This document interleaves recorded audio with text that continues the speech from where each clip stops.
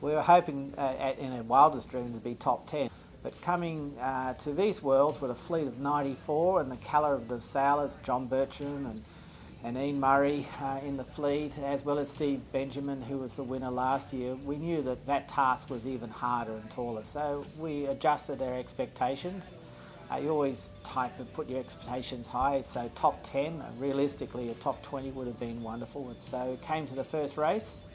We got up to the top mark in first place and we realised there must be something happening here. And that was very exciting. And we held on to that place for quite a while, but on the very final run, Ian Murray jibed on top of us in the top mark and finished first, and we got second. Day 2, again only one race, top mark first. Wow, there must be something special happening here. We first place to second place, but at the end of day 2, we're leading the regatta. The advice from my wife was, don't stuff it up, no pressure, you know what I mean. So we go into day 3 and we continue a good form. I think we got a 6th, but we had our first disappointment, 21st. But 21st out of 94 boats isn't bad, so we're still lying in first place overall. Around then we started to dawn that we could win this. We found this special chemistry with the team, but you need the ingredients, and the first thing is you need talent.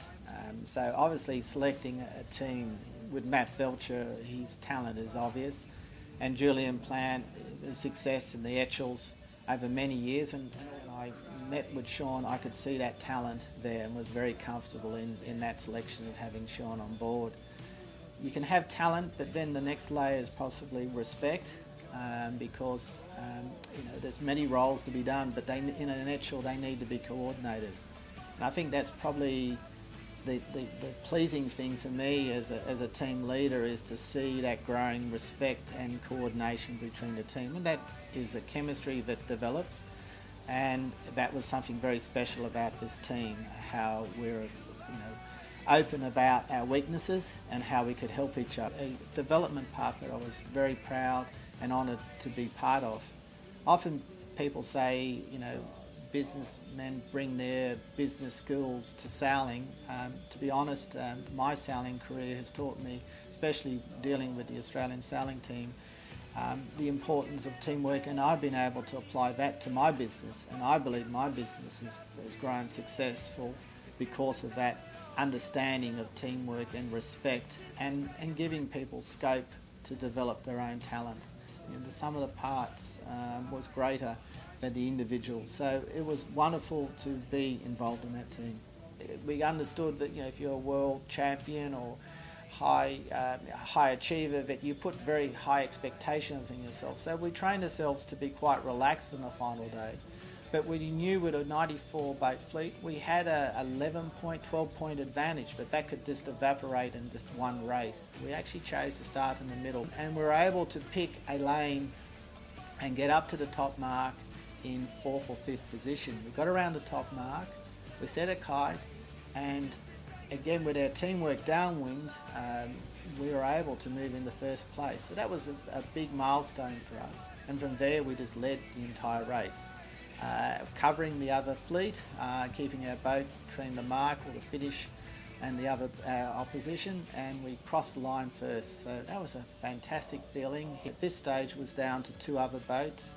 Racer C with Will Ryan, his partner as the tactician on that boat, and Matthew Chu in the other boat we had to cover. Fortunately, they all chose the starboard end of the line, and we had Will right above us, and we positioned ourselves well on the start line, and were able to get a great start and squeeze out Will. Now, and again, that was a game of chess. We didn't necessarily want to be aggressive and get into port and starboard, so it was a controlled strategy, which I guess the tension was there, and there was a call that I thought was I had to steer the boat up 20 degrees, which was pretty hard. We're on the wind, and I looked to Matt, and he smiled, and I'll remember this. He smiled, and he put his hand on my knee, and he said, "We've got this covered.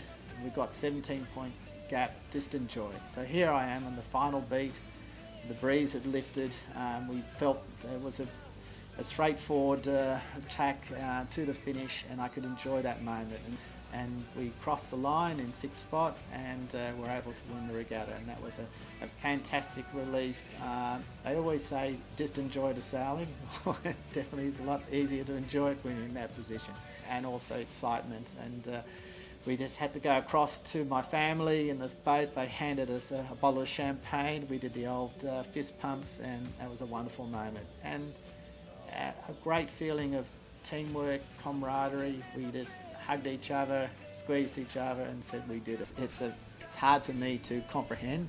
I guess my family puts it back in reality. My wife says, well done, WC. So I'm very thankful to Victor and his team of wonderful sailors to provide me with this ability to say world champion. Thank you.